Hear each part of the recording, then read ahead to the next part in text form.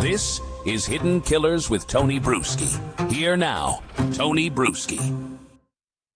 So this started out as kind of a joke, kind of a observational humor that someone threw out there to their friend. Early in the semester, a female student at Washington State University, and yes, you guessed it, where Kohberger was, someone who had Kohberger as the teaching assistant in their class, fired off an email to a friend about her new teaching assistant. Her exact words, "My TA looks like a murderer." It was kind of flippant, gallows humor line that students use about a professor who rubs them the wrong way or a classmate who comes across as too intense. Nobody thinks much of it in the moment. But in hindsight, that email reads less like a joke and more like a warning. The teaching assistant in question, of course, was Bryan Kohberger. And just weeks later, in December of 2022, he would be arrested and charged with the murders of 4 University of Idaho students. Most teaching assistants are forgettable. Their job is to grade papers, lead review sessions, and be approachable enough between the professor and the students. Kind of be, the go-between. Years later, you might vaguely remember a TA who was kind or disorganized or generous with exam hints. Kohberger was memorable for different reasons. Students recall his presence in classrooms not as reassuring or helpful, but unsettling. He left people feeling uncomfortable, diminished, and even unsafe. From the first weeks, Kohberger carried himself with a stiffness and intensity that set him apart. Instead of easing into discussions, he came off as clipped and judgmental, like he was evaluating everyone else from a perch of superiority. He looked at people without really seeing them, scanning them as if they were part of a catalog of flaws that he was slowly making notes on. For classmates, it felt like an academic relationship, and less like an academic relationship and more like being studied by someone who didn't quite know how to blend in. It's an odd thought, an odd feeling if you're feeling like you are the one being studied. And you're not there to be studied. You're there to study. The demeanor was only part of all of this. The words he chose cut deeper. He told a divorced woman in class that she was broken. Can you imagine? Maybe you can imagine, because people hear all sorts of horrible things from people every day. And from your teacher, teaching assistant, he's part of the system. And for them to come to you, you're broken. He asked a deaf classmate if she thought it was responsible to procreate. If it was responsible. As if it would be irresponsible to procreate because you're deaf. Like this somehow this takes you out of the perfect gene pool in Kohberger's mind. The same man who, after a date on Tinder, told the girl, "You have great birthing hips." There's a weird fascination here with Bryan Kohberger's brain and procreation. And SA.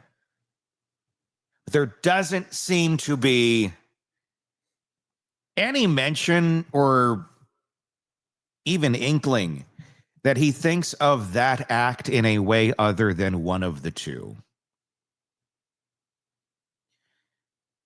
Procreate, good birthing hips, or control an SA.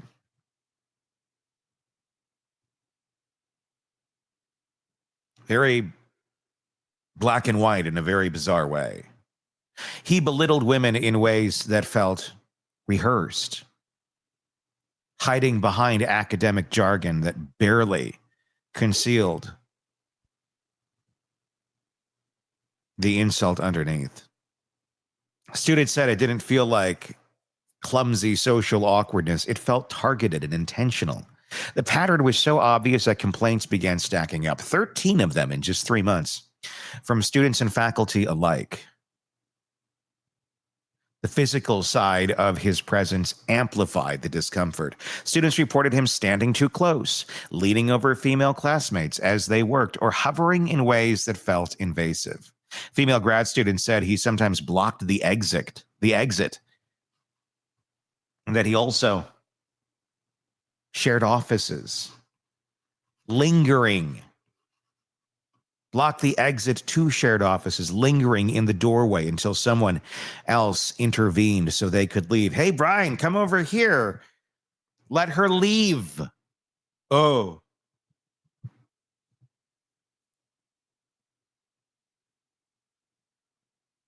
For young women just trying to focus on coursework, that behavior was more than odd. It was intimidating.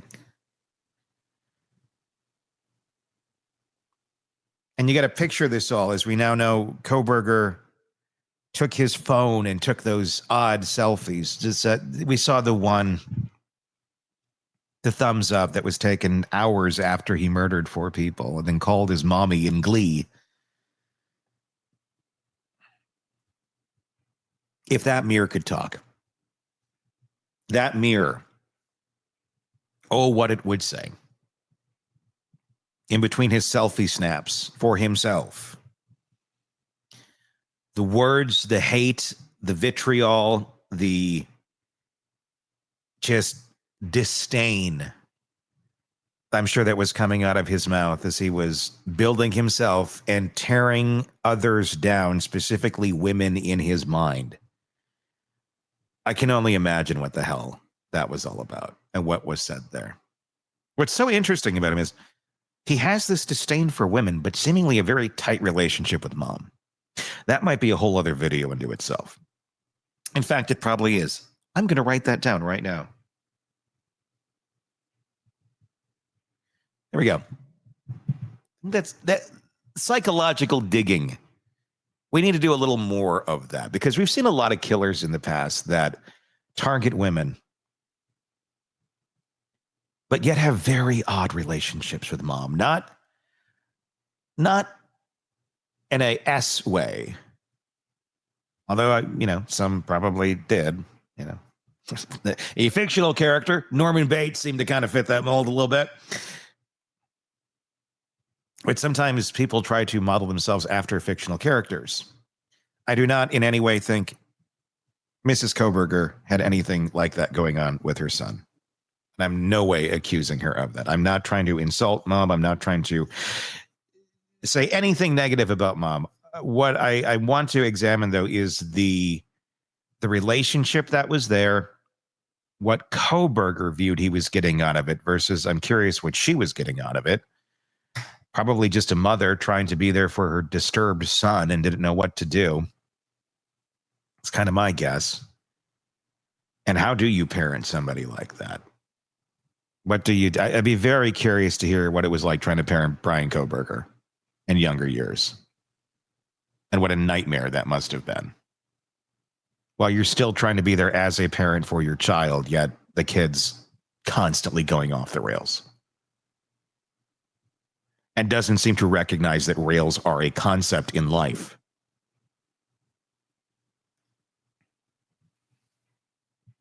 One undergraduate said he kept showing up at her office.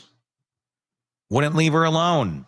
Reached the point where her supervisor arranged to walk her home. Another described him following too closely down hallways, his steps matching hers. That's not weird. These weren't isolated gripes. They were experiences spread across multiple students, weaving together into a portrait of someone who misused his authority as a TA to assert control.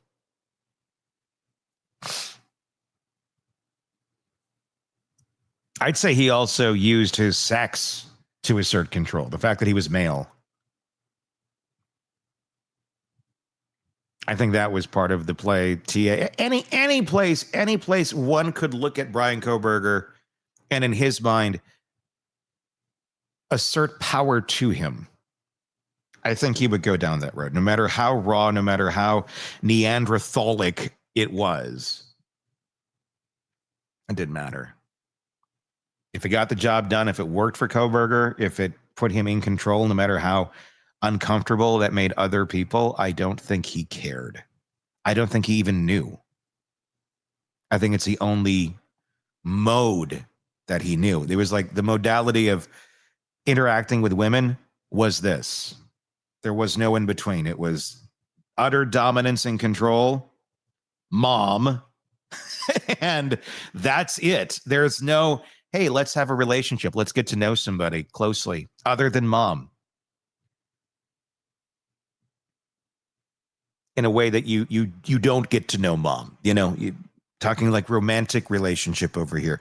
I don't think he had a blueprint in his mind for any idea on how that works. There's mom and there's victims. There's prey, basically. Everything in between. It's not that he's skipping over it. I just don't think he knows it exists. I don't think he knows how to live in that world. And in no way am I trying to make an excuse for Bryan Kohberger, just trying to figure out how that monsterish brain of his is working. I'm curious. Tell me your thoughts in the comments on YouTube. Among students, his reputation solidified quickly. The creepy TA. You didn't have to know him well to pick up on his vibe. Whispers about him spread in emails, texts, side-eye glances exchanged after he left the room. The offhand joke, my TA looks like a murderer, captured what many felt, but didn't articulate out loud. The reputation was reinforced by smaller patterns, too. Peers noticed that he consistently arrived late to classes run by female professors. It happened often enough that students made a board to keep track of it. In parking lots, he cornered classmates with long, self-absorbed rants. One described being verbally kidnapped for 3 hours, forced to listen as Kohberger bragged he could pick up any women he wanted. It wasn't just arrogance, it was obsession with proving himself. Proving himself in ways he's never proven himself before, yet has the confidence as if this is just how life works. If he says it enough, others will believe him. Even if people who weren't listening. The structure of academia, those behaviors were noticed, complained about, even joked about, but they weren't treated as dangerous. The department logged the complaints, talked about them behind closed doors, but ultimately chalked much of it up to personality. Yes, it certainly was personality. To students, it felt like they were supposed to endure it until the semester ended. Then came November 13th of 2022, 4 University of Idaho students, Kaylee Gonzalez, Madison Mogan, Ethan Chapin, and Zana Kernodle, were murdered in their home just 20 minutes from WSU campus. When Kohberger returned to class, students did notice the change. He looked disheveled, less polished. He stopped bringing his phone to class. And the man who usually thrived on talking suddenly avoided conversations about the murders. The few comments he did make were chilling. He remarked that the killer must have been, quote, pretty good. Maybe, quote, one and done. Like, hey, guys, look away. Maybe this was not the best idea.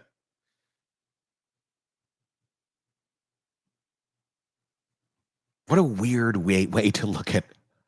Who looks at a quadruple homicide in general and go, that's a one and done. They're never going to do it again. I think the general thought process is on someone who commits a crime like that, well, they did it once. They're certainly capable of doing it again. Because there's only so many personality types that are capable of going through with that. So he was pretty good. We're talking positively about the guy. And a one and done, yeah. Hey, guys, one and done. Pretty good. Who wants Chick-fil-A for lunch? It wasn't said with shock or sadness, but in the clinical detachment of someone analyzing the case. Students who heard it didn't forget it.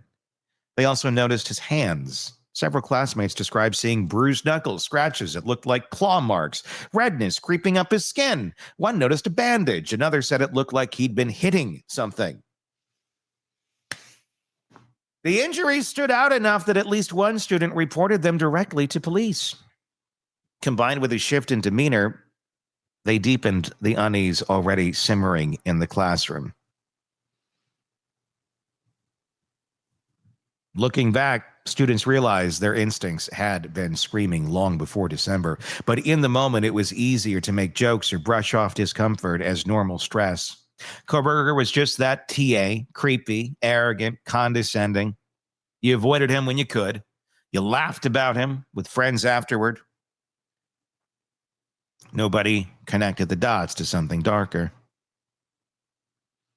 Which, I don't know, to me is I'm surprised. These people just died right there, and the creepy, weird guy that people think could be a murderer shows up with scars and scratches and it's disheveled. I don't know. My spidey sense would be like, I think this is the guy.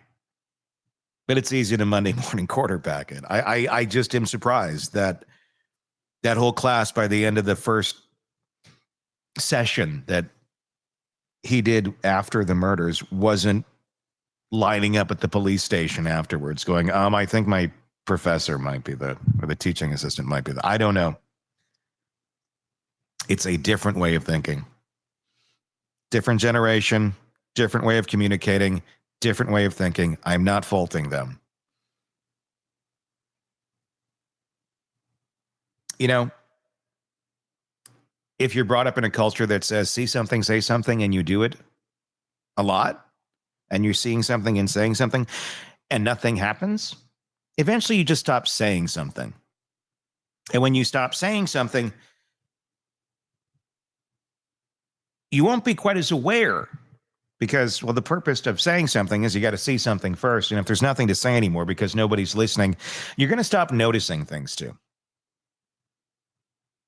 So even if you do see something and you say something, what's the point half the time if nothing gets done? I feel like a lot of young people have been conditioned that way. I feel most everybody has been conditioned to feel that way today. It's a cliche word. See something, say something. Well, then you got to stop something. If we're going to do that, there's another step. It's not a feel-good exercise. I remember being in a movie theater about 5 years ago. Very odd individual came in, very baggy clothing, walked in like midway through the movie, sat down in the very back row, looked like he might be hiding something underneath that very baggy clothing. I got out of there. I let the manager know. I saw something, I said something. It's nothing. It'll be fine.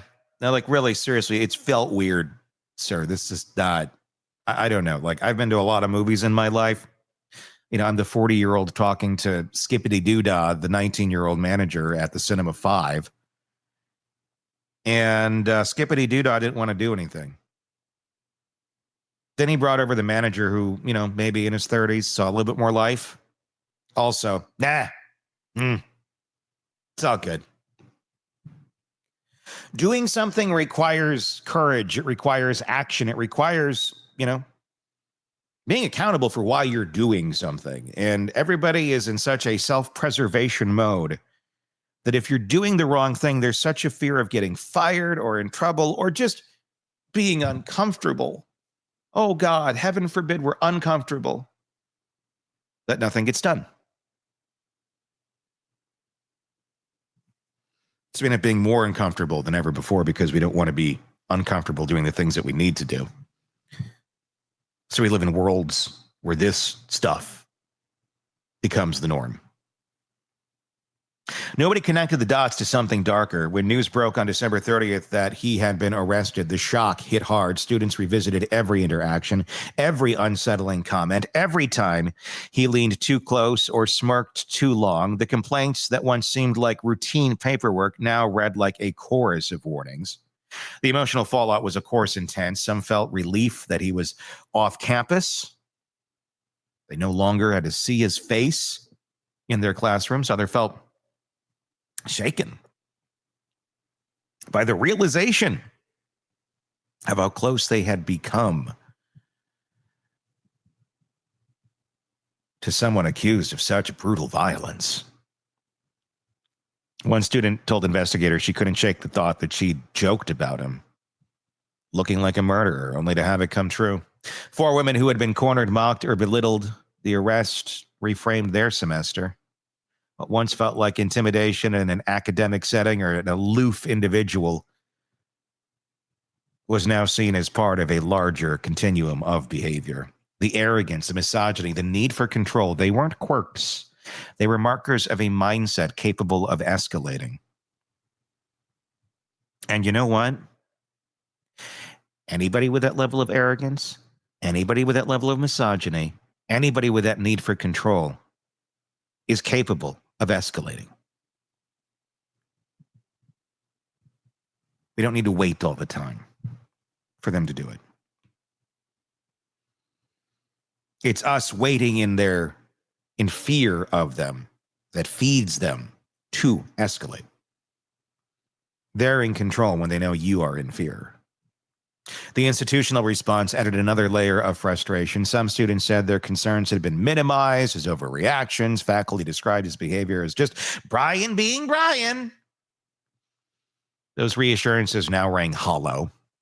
They wonder how many times predatory behavior is dismissed until it crosses an unthinkable line. The most haunting part of the student's perspective is how ordinary it felt at the time. They knew he was creepy. They knew he made people uncomfortable, but the churn of graduate school surrounded by personalities of every kind, it was easier to normalize it than to demand action. The laughter, the jokes, the whispered emails, they were coping mechanisms, not solutions. In hindsight, the story's clear. Students were living alongside red flags that were loud enough to put in writing, loud enough to file as normal complaints, loud enough to whisper about in hallways. But the system treated those flags as minor irritations, inconveniences. Oh, we got a troublemaker over here, but the system's not looking at the troublemaker as the misogynistic, controlling, egomaniacal freak that Bryan Kohberger is. They're looking at the students as the problem. They're raising hell about that weird guy that we hired. We'd have to admit fault here if we hired a weird guy, or he's not up to what we thought he was, and we're going to be, looking not the greatest. We'd rather not do that. Let's just keep moving here until the semester is done. We'll get rid of him. Yeah. When someone pulls the fire alarm, it means exit the building. Doesn't mean wait a while and sit there and tell ourselves stories of how the building's not burning down despite the smoke that's slowly moving in through the door and choking you out.